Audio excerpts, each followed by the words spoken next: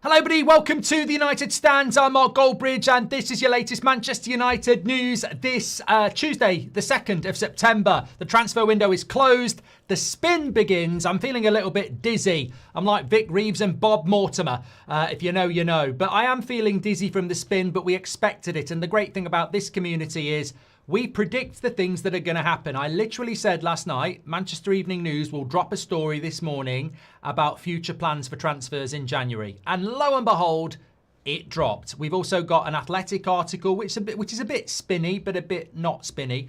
And Ruben Amorim's not happy. So we'll get into all of that this morning, plus get your thoughts in. I just want to start off by saying that what we do in this community is we don't follow spin, and we say it how it is, but we're also very real. The transfer window is shut. We go with what we've got. I don't think Amorim's happy. In fact, I know he's not. I know that Omar Barada yesterday was making calls for midfielders, which we'll talk about in a moment. And I also know that in many ways, we're not in the worst position.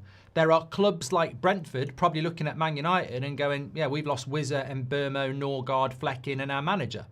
And we've not really replaced them. So, boo bloody who.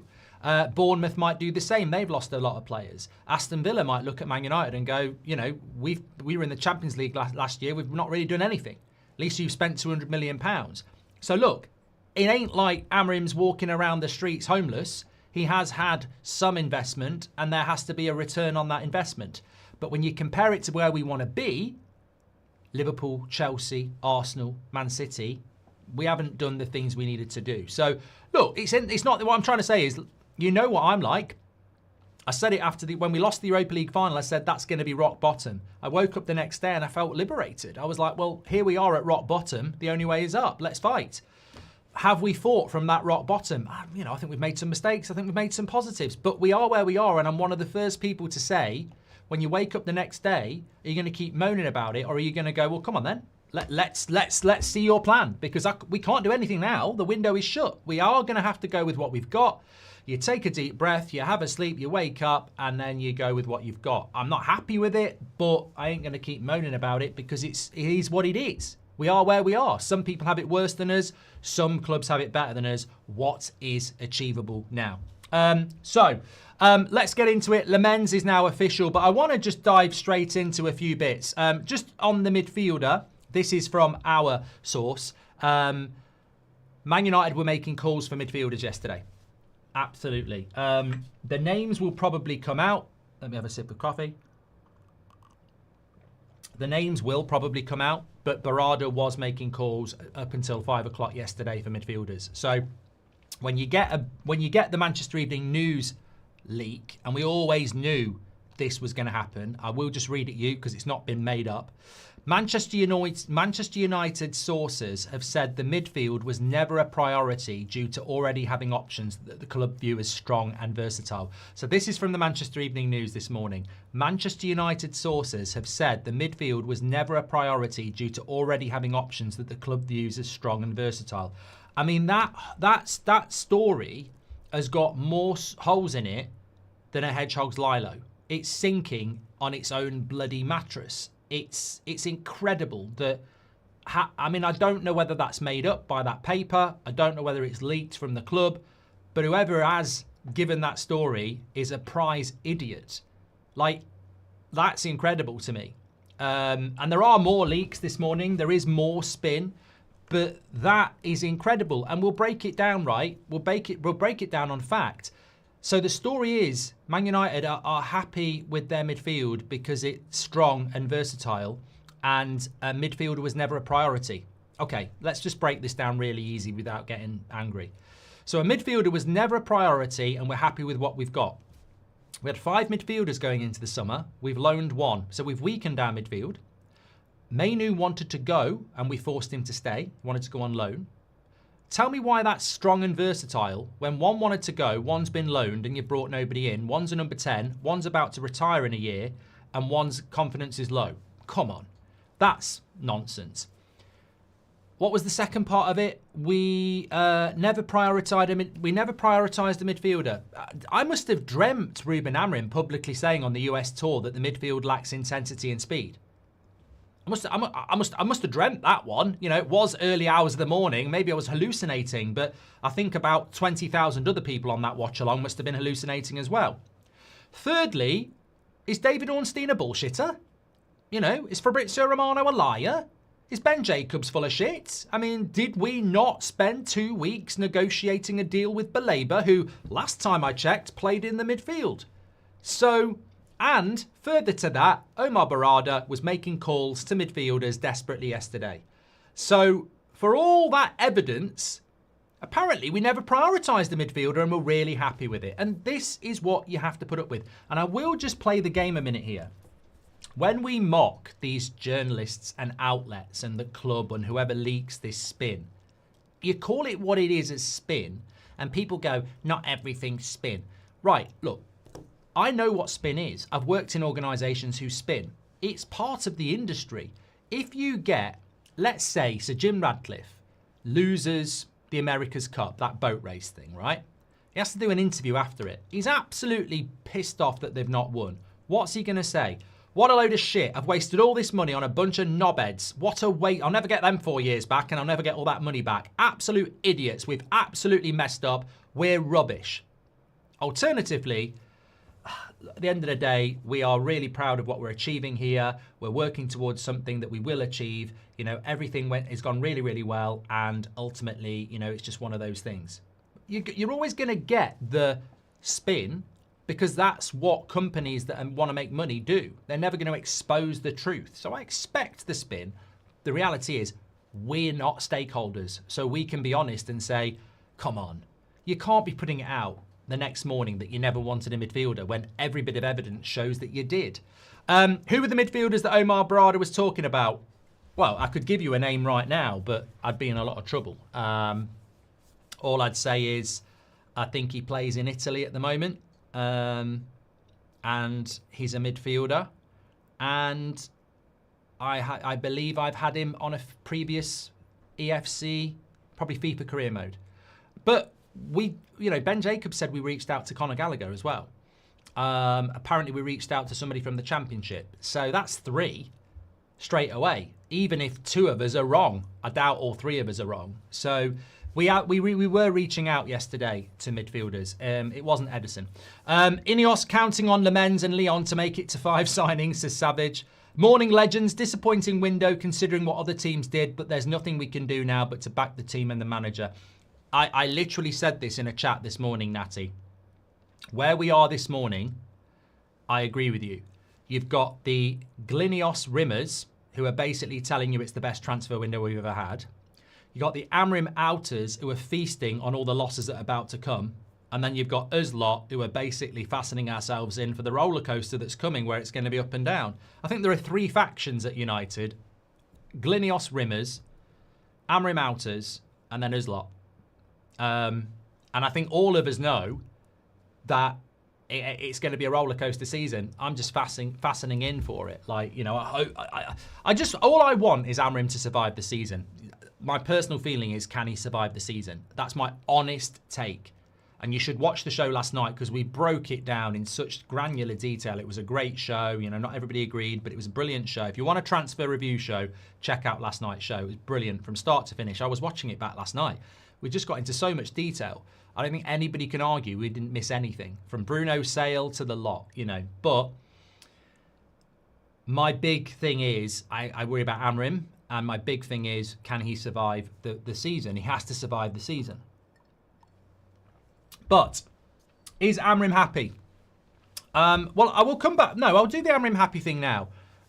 What worries me about Ruben Amorim is that he's very publicly made it very clear that he wanted a midfielder and he didn't get it. He's also very publicly threatened to quit twice. So you don't need to have a degree in psychology to know that Ruben Amorim is not going to be very happy. He's going to have to put a positive spin on it, like we all are, and he's going to have to get to work and deal with what he's got. Like I said, some managers in the Premier League have got it harder than him. Some managers have got it better than him. The difference between being a Brentford manager like Keith Andrews and having a very hard job is that Brentford fans don't expect them to finish in the top 4 and they don't have the media on their arse.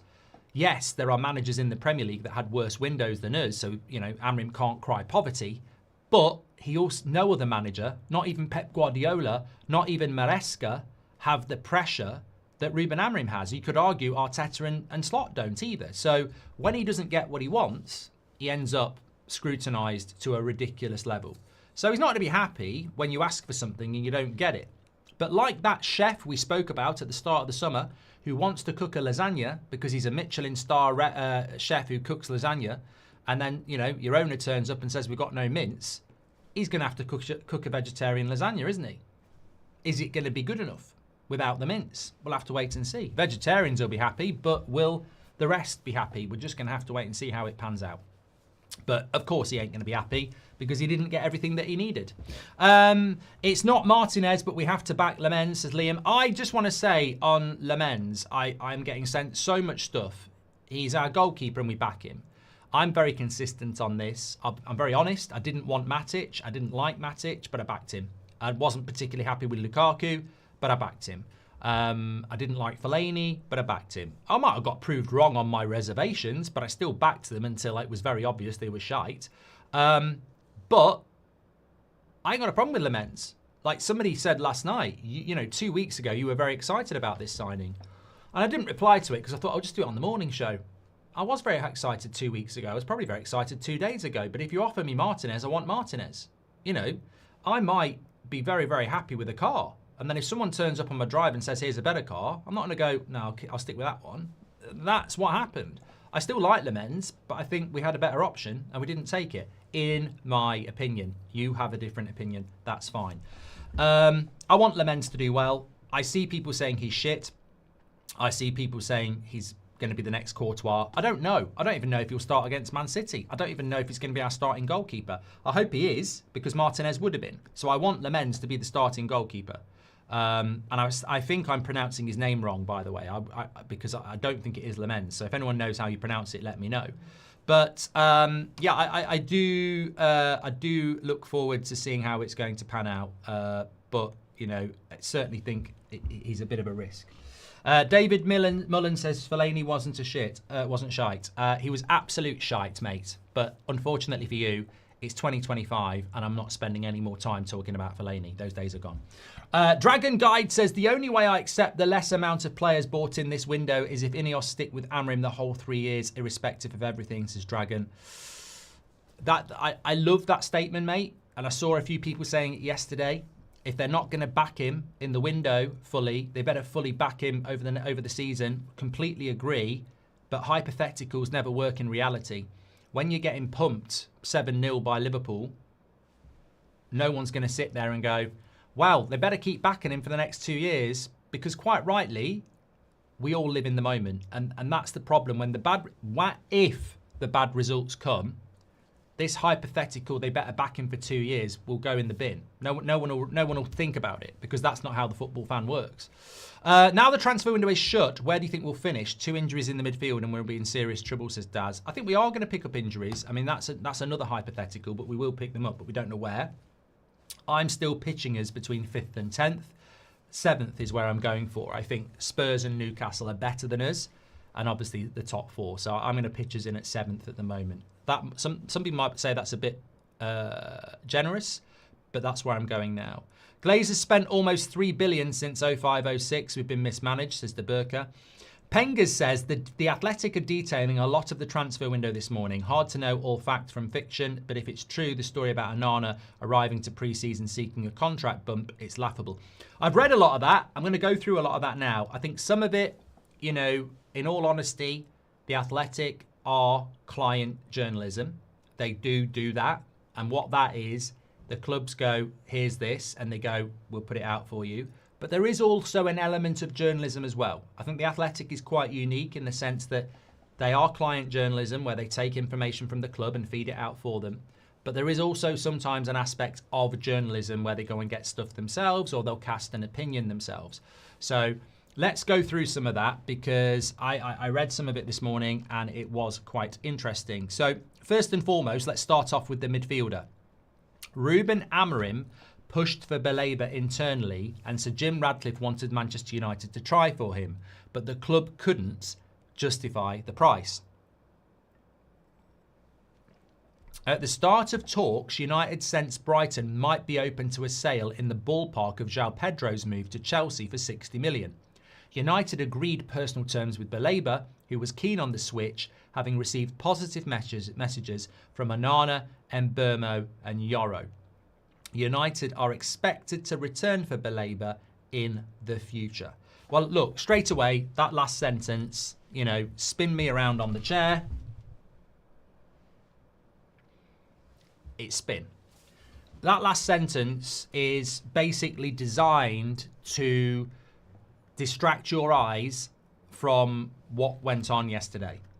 There is no one in the world that can guarantee we're going to sign Baleba in January or the summer. And if you think that, you're ridiculously naive, in my opinion. And I'll explain why this happens after every transfer window. It's been happening for years. The window closes, you don't get what you want, and it comes out that next summer we're going big. And nobody can tell me I'm lying because I can go and find every article for you. Every year, when the window closes, the morning after, next summer we're going to get this player. Next summer we're going to get Ronaldo. Next summer we're going to get Bale. It happens every single year. Also, it's very important to say that United are expected to return for Baleba in the future. He's still going to be 100 million quid. He's still going to be out of your price range. So, if you can't justify the price now, how do you justify it in a year? And also, other clubs will be looking at him in a year. The only reason we got a clear run at Baleba was because Liverpool didn't need a midfielder, Arsenal had bought 2 midfielders, Man City had bought their midfielders, and Chelsea don't need midfielders. In a year's time, that might be different. And let's not forget PSG, Real Madrid, and everybody else. So we had a perfect storm to go for Baleba, and we didn't do it because we couldn't justify the price. So whether it's Laurie Whitwell or David Ornstein or Fabrizio Romano or the Manchester Evening News, I'm sorry, in my opinion, you saying United are expected to go for him next year because United are briefing it to you, I would say, can we sit down and live in the real world? If you can't justify the price now, why would you justify it in a year? Mic drop, number one.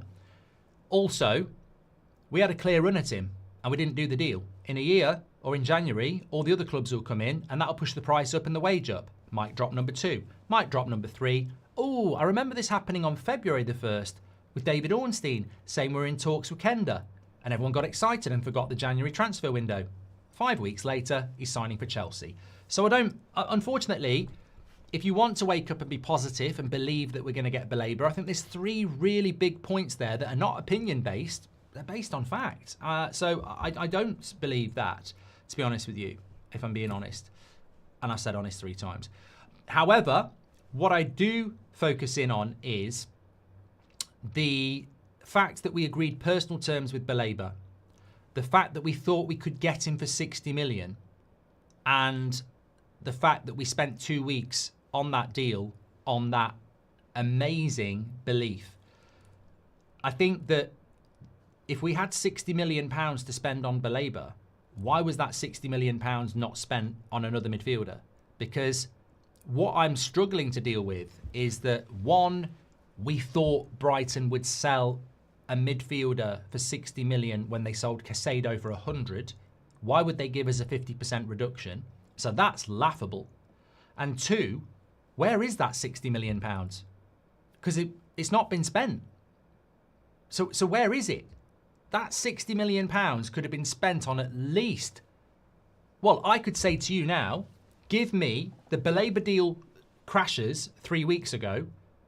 Give me 5 names of midfielders I can go for in the final 3 weeks of the window for 60 million. And you would give me probably 15. So where's that 60 million gone? Are we seriously going to keep it in our pocket because we think we can get Baleba for the same price in a year?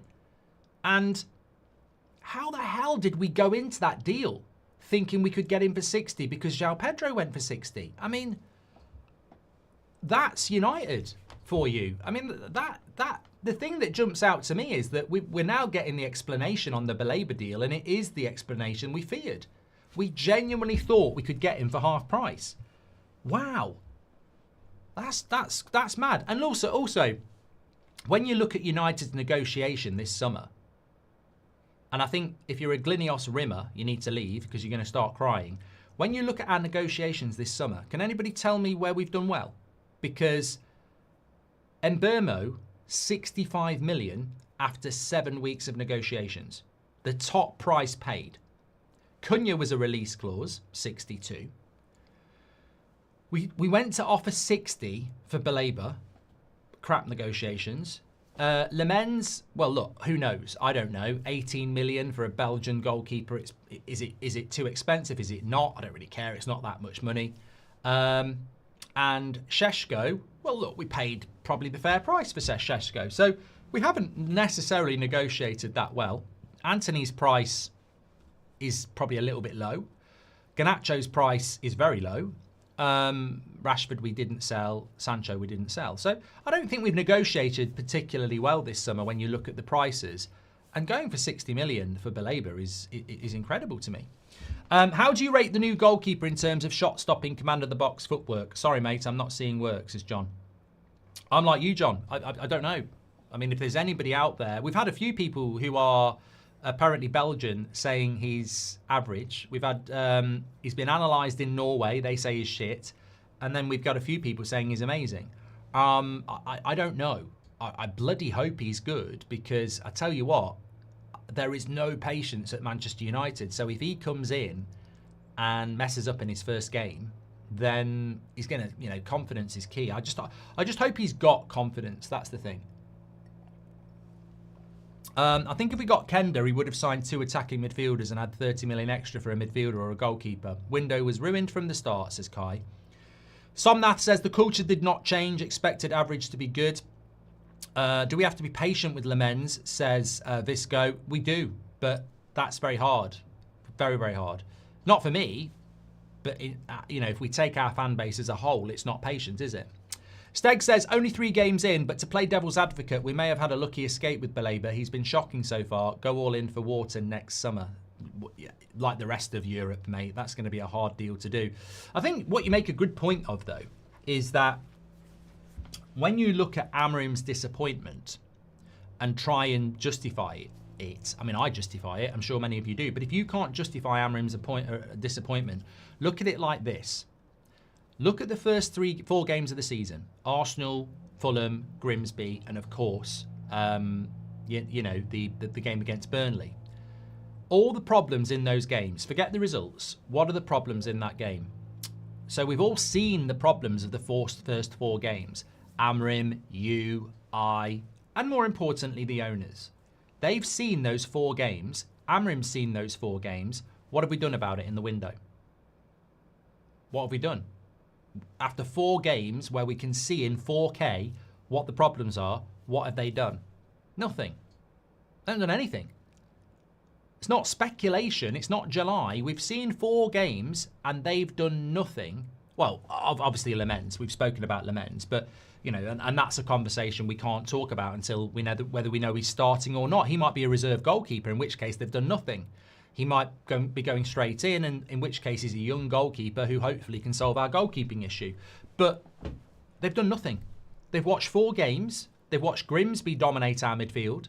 They've watched Burnley get 2 goals back against our midfield. They've watched the midfield cost us the goal against Fulham. And they've done nothing about it. And that will be massively disappointing for Amorim because he'll be able to say, look, I know I said I wanted a midfielder in pre-season, but you've seen the season. You've seen the problems and you've done nothing about it. It's depressing comparing us to Liverpool, says Dizzy. Liverpool are our biggest rivals, but we are turning into Everton. Everton's biggest rival is Liverpool, but they're not really anywhere near them. And we are becoming Everton because Liverpool are our biggest rival, but we're not anywhere near them. We're going to be rocking up to Anfield and Old Trafford as massive underdogs, hoping to beat our rival and give them a bloody nose. That we used to be better than them and we used to be on a level with them. But at the moment, we're just a long way behind them.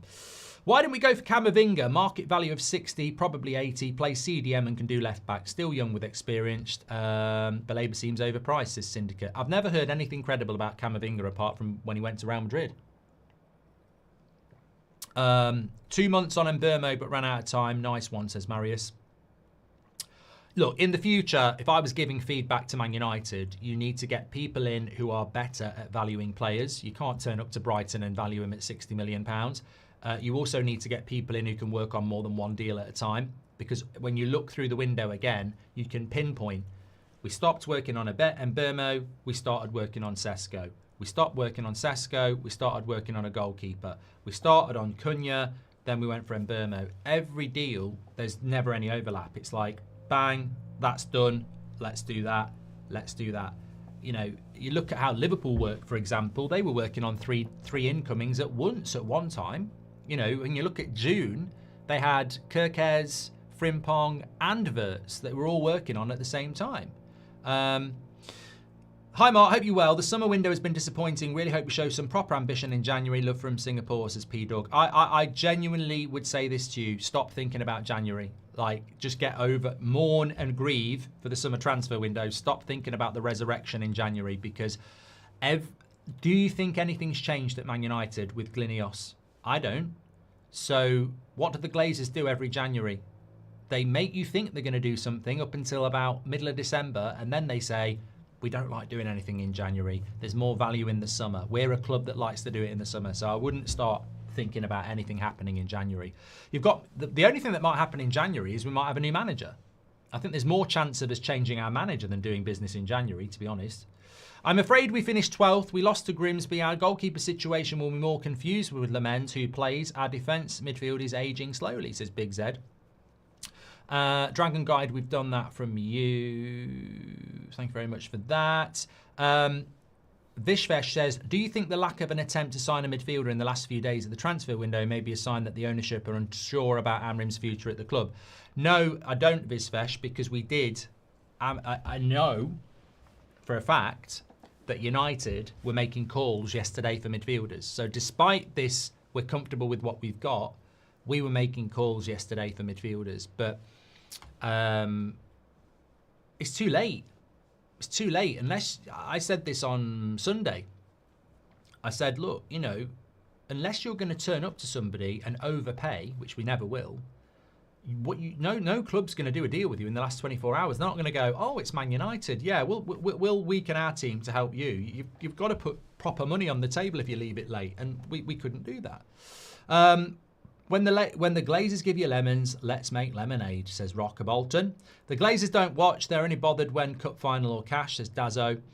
Ray Carl Brown Amore, legend, says all they really did was replace the forward line, not add players to it. No players added to the midfield and goalkeeper. I'm afraid the patient, because it very average window if we wanted Champions League football. Thank you, Ray. Well, we're basically, I read this morning. Somebody said, we're basically the team that finished 15th and got done over by Spurs with 3 new forwards. And, you know, it's hard to argue with that. We're basically the team that lost the Europa League final and finished 15th, apart from the front 3. That's it. Mbeumo, Cunha and Sesko, and then the team that finished 15th. And that's quite a sobering thought. Of course, we've got to factor in Lammens, but he could well be not the starting goalkeeper. And if he is, we're going to have to be patient with him. Would Amorim buy pineapple in Mallorca, says Ibrahim. And Rishi says, considering 15th last season, would you have really expected us to buy the players we have while getting all deadwood in one window? 7 out of 10. Rishi, I mean, look, if you think it's a 7 out of 10 because of that, that's absolutely fine. But what deadwood have we got rid of? I don't class Rashford, Sancho and Anthony as deadwood. They weren't even here. Rashford, Sancho, Garnacho and Anthony didn't even start the bloody final of the Europa League. And 3 of them didn't play at all from January. So if you want to get rid of deadwood, that's not deadwood. That's players that need to be moved on. Deadwood is the shit that actually sunk us. You know, deadwood is the wood that you change on a boat because it's causing leaks and making you sink. Rashford, Anthony and Sancho weren't even on the bloody boat. So yes, they needed to go, but that's not deadwood to me. Deadwood is removing people like Casemiro. Deadwood is removing people, you know, who actually were in the team. Can't call players deadwood that weren't even on the pitch. I agree they needed to go, but they didn't make us finish 15th. So I said it after the Europa League final. Like, that team needed dismantling. That team. Look at who started. That team needed dismantling. It's still here. We should have gone loan Angelo Stiller of Stuttgart. They wouldn't do that, PJ. Whoever just said the Glazers have spent over $1 billion since 05-06, Liverpool just spent half of that in one summer. So Scott, great point. Achilles, thank you very much for your super chat. Remind me of when we took the piss and offered Everton 30 million for Fellaini and Baines. Also, that whole Fabregas saga from the same year, says WZU. Roro says, I weight this window as a 10 out of 100. Gotcha. Thank you very much for that. Okay, there are a couple of other bits for me to discuss here coming in. Also, I think it's from Laurie Whitwell, so this will be interesting. He says that, we'll come back to the Rasmus bit in a moment. Andre Onana, this will make you laugh. Andre Onana came back to Carrington wanting a new contract. He's been of the view that since receiving the standard 25% cut for non-qualification to the Champions League, a stance that did not go down well with Amorim. So Laurie Whitwell is saying that Andre Onana came back to Carrington this summer wanting a new contract because of the 25% cut he's received for not qualifying for the Champions League. This has not gone down well with Amorim. I think what I would say overarching with this is, and I need to like shout them out because they've been so good this summer and beyond, was that March international break, we had it that Amorim and Wilcox wanted Onana gone. Don't trust him, like him as an individual. The players don't trust him. Amorim wants his own guy. So the backdrop to this is that Amorim has always wanted Onana gone for a very long time. It wasn't because of this. So look, that's separate. Amorim wanted to replace Onana a long, long time ago. But if Onana came back wanting a pay rise, you know, I'm not surprised, right? I'm not surprised. There's this thing on TikTok that I can't share. It's one of the best things I've ever seen. So when we were, I don't know what game it was, and I was going Pratman, right? Somebody has made a whole compilation on TikTok. Just search Goldbridge Pratman and you'll be watching it for about an hour because they've looped it. It's got all these mistakes and I'm going Pratman. It's very addictive and but the volume of mistakes is incredible. So I'm not surprised if Andre Onana has come back asking for a pay rise, right? Even though the most logical person would say, how can you ask for a pay rise because we're not in the Champions League when you're the reason we're not in the Champions League? How does that work? You know, that's like somebody, you know, burning your house down and then asking you to pay them for it. Like, it's madness.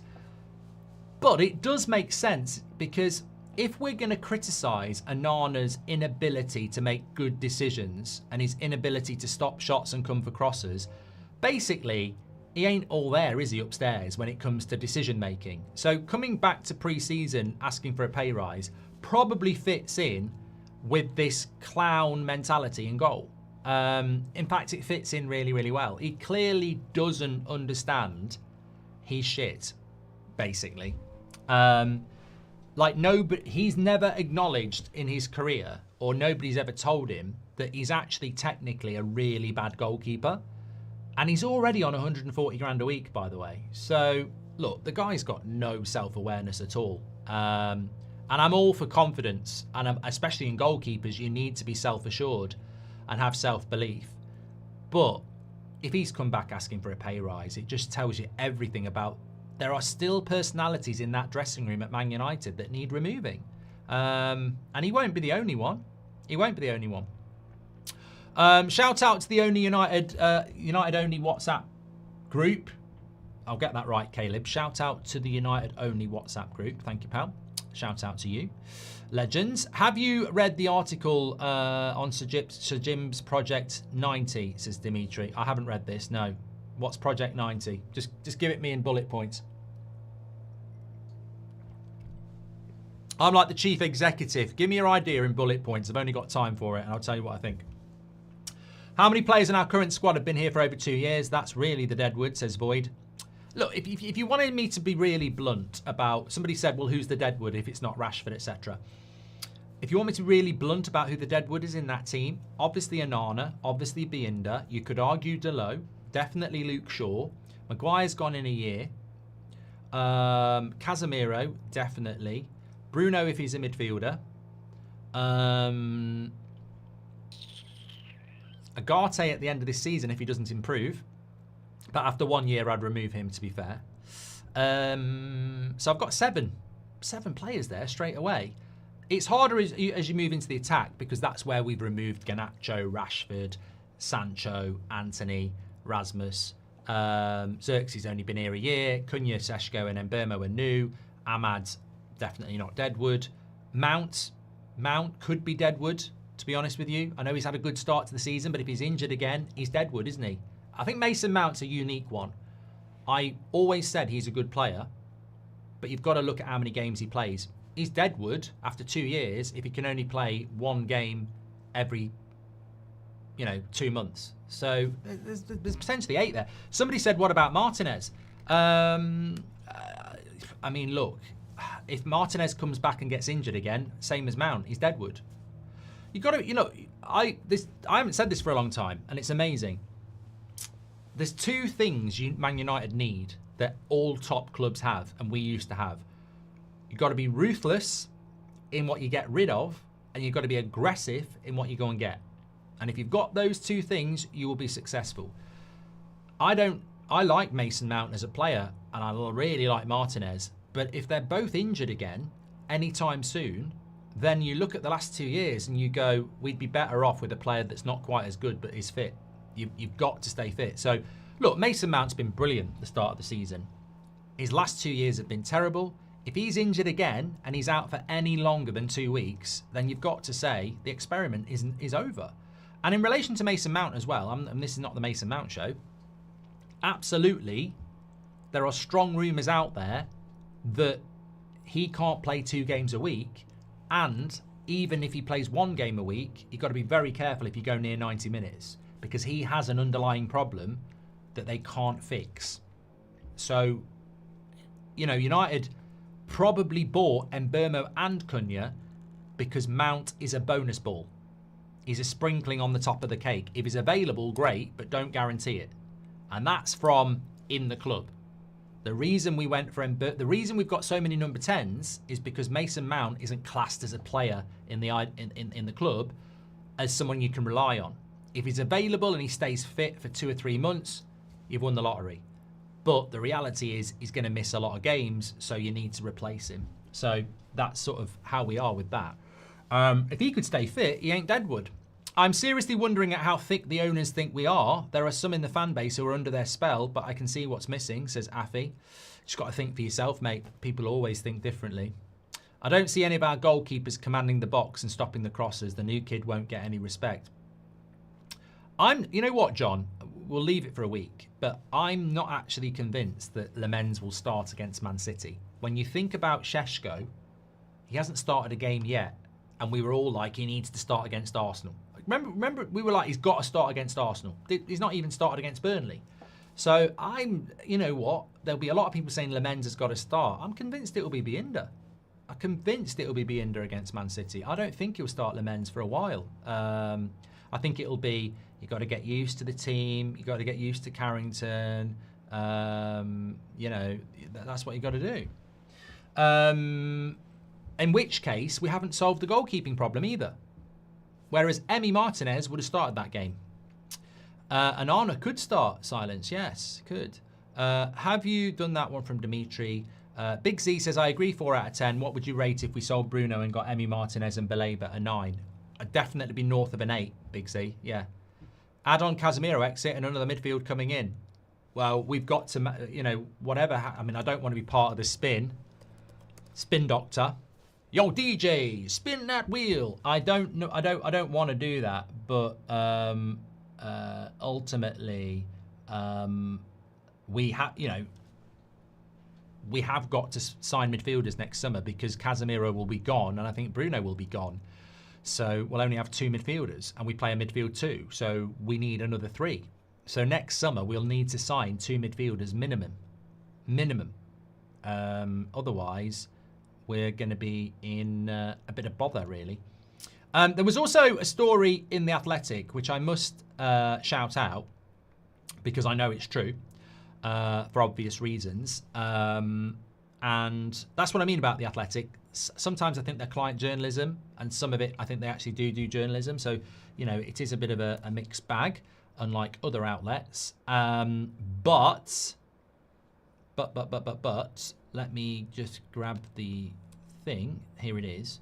So, part of, let me just get this. I want to do it in the right order. Rasmus Hojlund was said to be heartbroken over the realisation his Old Trafford dream was over, especially when he started pre-season expecting to continue. Part of Rasmus's motivation to try and stay was that he considers himself to be better than Šeško. He felt that showing that in sessions might give Amorim pause for thought on his departure, despite Šeško's arrival. So, look, there'll be a lot of people laughing about that, saying, you know, Rasmus has his chance, Šeško is better, etc. And I agree on both of those points, by the way. I also know for a fact that, you know, huge Man United fan, really, really devastated to leave. But you've got to applaud the swiftness of his exit, because he could have said, I'm not going anywhere. And I think there was times up until even 3 weeks ago where he was expecting to stay at Manchester United, 100%. His desire was to stay and fight, and that's what he was going to do. And that was even when he'd been left out of the Arsenal and Fulham games. So he was of the opinion that he was not leaving this club. It was his dream club, and he wasn't going to go up until even 2 weeks ago. He was going to stay and fight, and he felt that with the window closing, a bit like Manu, they can't sell me, they've got to use me. And I think that what actually happened is the message just kept coming through from Amorim that, you know, I'm not going to use you, I'm not going to use you, I'm not going to use you. And then fair play, he went, well, okay, look, you know, I can only bang my head against the brick wall so far. I'm going to go. And Napoli was obviously a much better option than AC Milan, who aren't even in Europe. So I think you've got to respect the fact that he desperately wanted to stay and fight, but I think you've also got to respect the fact that he saw the wood for the trees and went, you know what, I'm not going to make this difficult. I'm not going to become one of the bomb squad. I will go. And I think that's the story, isn't it? I don't think there's anything to add into there. Do I think that he had a rough run at United? Yes. I think being brought in at 20 years of age for 2 seasons with the worst creative attack we've ever had. I mean, God, whatever Šeško does, and I think he will be successful, he's got Mbeumo and Cunha behind him. Rasmus had Rashford, Antony, Garnacho, you know, the most selfish creators we've probably ever had. So I think if you flip it round, it could be Šeško that we bought 2 years ago and sold, and Rasmus was coming in. You know, I can understand that argument. But look, things like this happen. I wish him all the best at Napoli, and I think Šeško is going to do very, very well at Man United. And, you know, sometimes life's not fair, is it? You know, I think it was a very tough ask for Rasmus for 2 years, and I think Šeško's got a great opportunity, but he's going to Napoli. Napoli are one of the best teams in Europe, and Lukaku is injured, so he's only 22. In a year and a half's time, he might be coming back to the Premier League for 50, 60 million again. Like, you just don't know what's going to happen. If he doesn't achieve at Napoli, then maybe he's not the striker many of us thought he was. If he goes to Napoli and does well in the Champions League and Napoli, then, you know, maybe it was just circumstance of being thrown in at the deep end with a crap attack. We'll find out, and it's one I'm very interested to monitor. But I do think that it might be I hope it's not, but it could be a hidden mistake. Not taking the money for Bruno and playing him in the midfield is not a hidden mistake. Everybody knows it.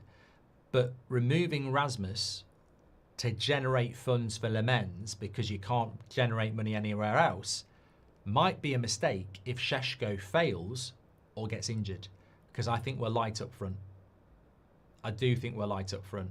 I think that we're light in the midfield, we're light in the wing backs, and we're light up front. And if Šeško gets injured, we're going to be using Xerxes or Mbeumo or Cunha as our striker. And for me, they are false nines. So I do think that Šeško will do well, but if he gets any sort of injury, I think we're short. And that's an indication of where Man United are, really. We're not ready to be what we can be because we don't have the resources for whatever reason.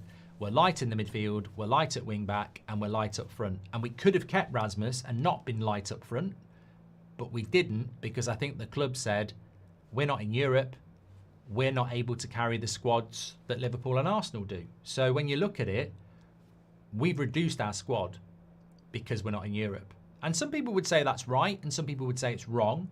But when you reduce your squad, you run the risk. If you look at Aston Villa, if they lose a couple of players, they're going to be in the same position as us. And I think there's a few clubs that are light. I mean, look, even Liverpool are light at centre-back now because they didn't get Gay. So it is what it is. But you know what? I do wish Rasmus all the best. Garnacho, no. Rashford, yes. Sancho, I don't even care.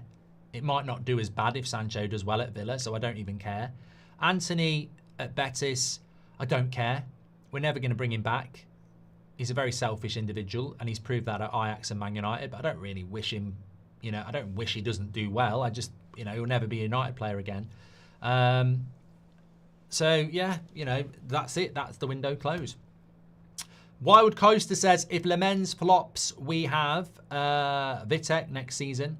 And Avi says, since 05, how many seasons was our centre midfield squad actually stacked with world-class players, says Avi. I said this last night. There was a list, and I can't bloody find it.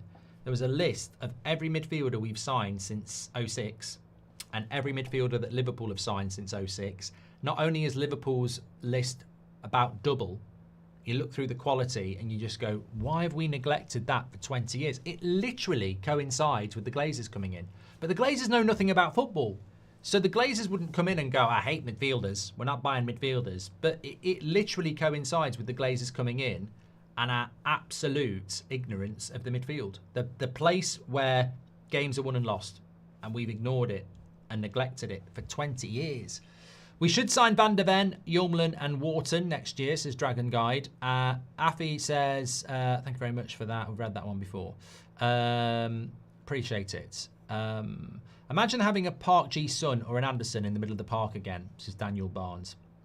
Do you still stand by your original Man United prediction of 5th, says On? No, but look, it's cooked in, it's baked. I said 5th place. I can't move away from that because it's pre-season Premier League predictions. The problem with pre-season Premier League predictions is there is still a transfer window which will change that. So my pre-season prediction was definitely 5th. My post-transfer window prediction is 7th.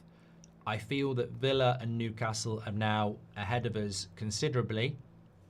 Obviously, they've both got to play Champions League football. We'll have to wait and see if that happens.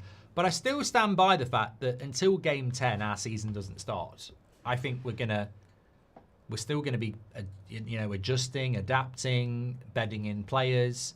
And it's not really till Game Week 10 where the European teams start getting used to having to do that. Like, we're going to have a whole week off. So, which will actually increase the pressure on Amorim.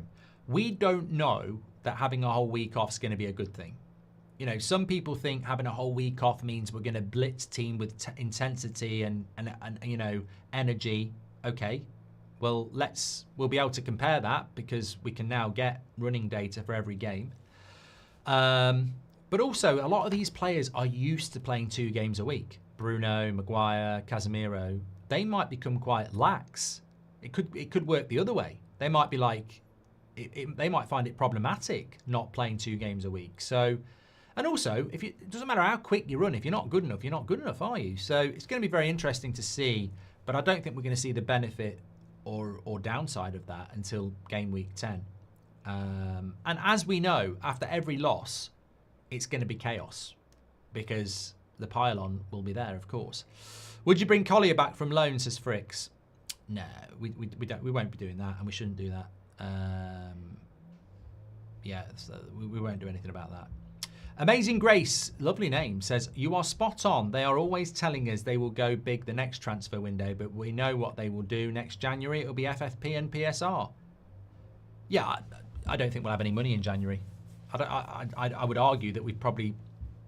The only way you'd get Baleba for £60 million in January is if he was shit between now and January. You know, if he plays well, they're not going to drop the price. And this is what makes me laugh. We offered 60, they want 100. If he plays well, they're not going to go, oh, we've reduced it now. They're going to go, it's 110. So I just, you can swallow the spin if you want. I don't like the taste. Right, thanks everyone for watching. Stay safe, take care. We are back in the studio at 2, and of course the 8 o'clock shows have been so good. I can't wait for it tonight, so thank you very much for tuning in for those. Make sure you smash a like and subscribe. Lots and lots planned over the next week or so as we build up towards the return of the Premier League, but loads of stuff's been parked conversation-wise. I don't want to give too much away because I'll spoil it, but lots of stuff has been parked because of the relentless nature of the transfer window, so it's about to get really good and very, very interactive. So make sure you tune in at 8 o'clock tonight. I'll speak to you in a bit. Take care. Stay safe. Oh, one other thing. Binder or Onana will be gone by the time we play Man City. Watch this space.